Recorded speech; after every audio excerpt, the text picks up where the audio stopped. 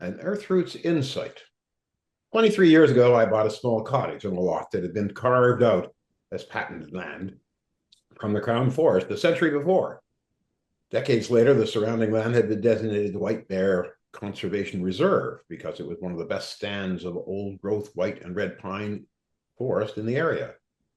Somehow it had remained intact and uncut, despite being located on Castles Lake directly opposite, which had once been the largest pine lumber mill in the region.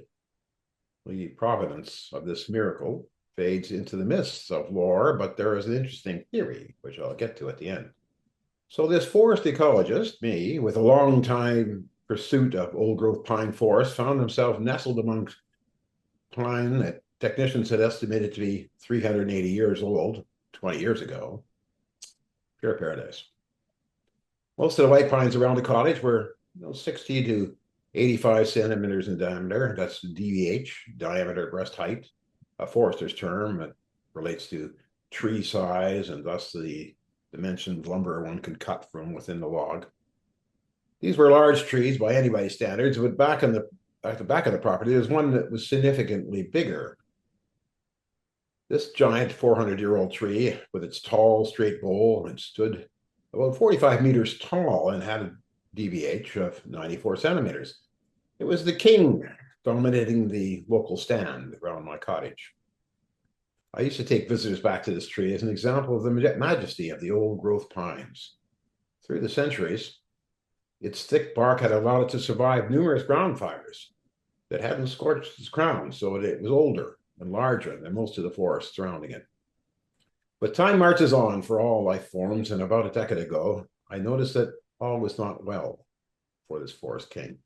The foliage and some of the branches above had turned red with senescence, and there were disturbing signs that fungus or some other pathogen was at work under the bark.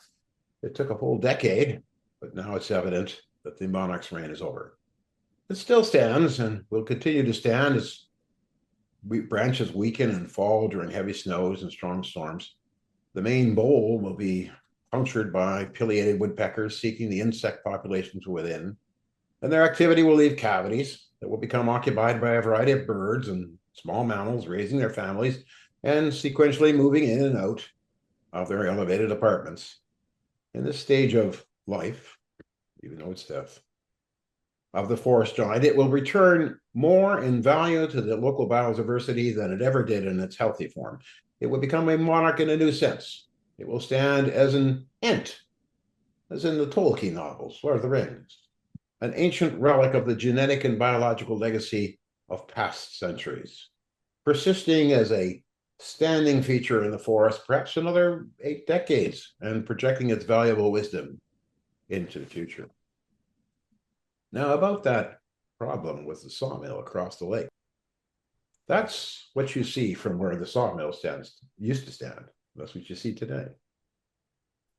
Now, the interesting theory is how could this forest of old growth stand across from the sawmill all this time? Well, the theory is that the mill manager and his wife lived in a home, company home, right across where I'm looking from now. The wife's view from her living room was this majestic old growth on the other shore.